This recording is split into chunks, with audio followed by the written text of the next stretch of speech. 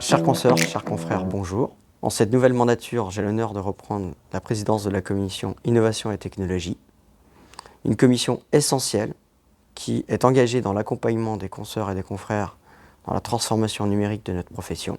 Je succède à Cédric Bourdin, que je remercie pour avoir structuré et dynamisé ce collectif. Je laisse la parole pour le rapport moral de 2024.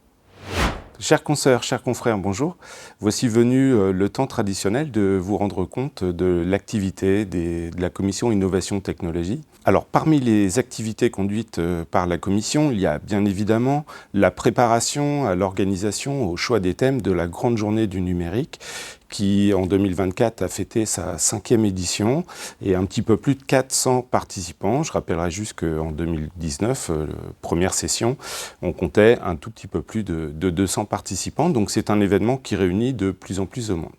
Le deuxième élément important également sur la commission Innovation Technologie, de la même façon, c'est la préparation du club transition numérique qui en 2024 a vu le terme de sa 3e session et qui en 2025 bat encore les records avec une nouvelle session, cette fois-ci organisée davantage sur la pratique, avec globalement une thématique qui se déroule avec une matinée autour de la prospective ou la présentation générale des outils et l'après-midi plutôt des travaux en groupe et des travaux pratiques, notamment le choix des PLP, etc.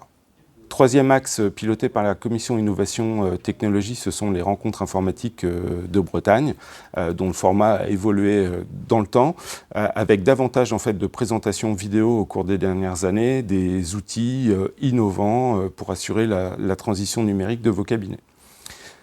2025, sous l'impact de Stéphane Quatrieux, les rencontres informatiques de Bretagne vont renouer à nouveau avec le contact physique de proximité.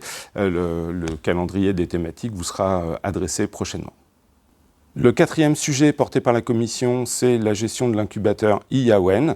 Je vous invite à cet égard d'identifier parmi vos clients ou parmi votre réseau d'éventuelles solutions qui seraient éligibles à cet accélérateur. Dernier élément remarquable de la commission Innovation Technologie pour 2024 a été l'impulsion d'une étude, de l'étude d'impact de l'IA dans les professions de l'expertise comptable. C'est une étude exclusive de tous les conseils régionaux de l'ordre en France.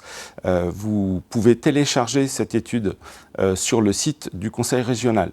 Eh bien, c'est avec grand plaisir que je présente ce dernier rapport moral en qualité de président de la commission Innovation et Technologie et passer le relais à Stéphane Quatrieux.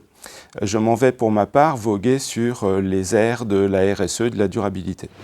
En 2025, notre commission poursuivra son rôle d'éclaireur en lançant une réflexion prospective sur l'intégration de l'intelligence artificielle dans nos pratiques professionnelles.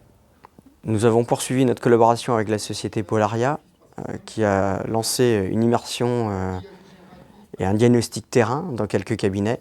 À l'issue de ces travaux, nous aurons à notre disposition un rapport de synthèse et des recommandations pratiques. L'innovation est un défi commun. Nous nous engageons à poursuivre une mise à disposition d'outils concrets, la mise en avant de bonnes pratiques terrain, et l'accompagnement de chacun des professionnels dans la montée en compétences numériques. Je tiens à remercier Cédric et l'ensemble des membres de la commission sur leur engagement constant et leur accompagnement bienveillant sur les travaux de la commission. Merci.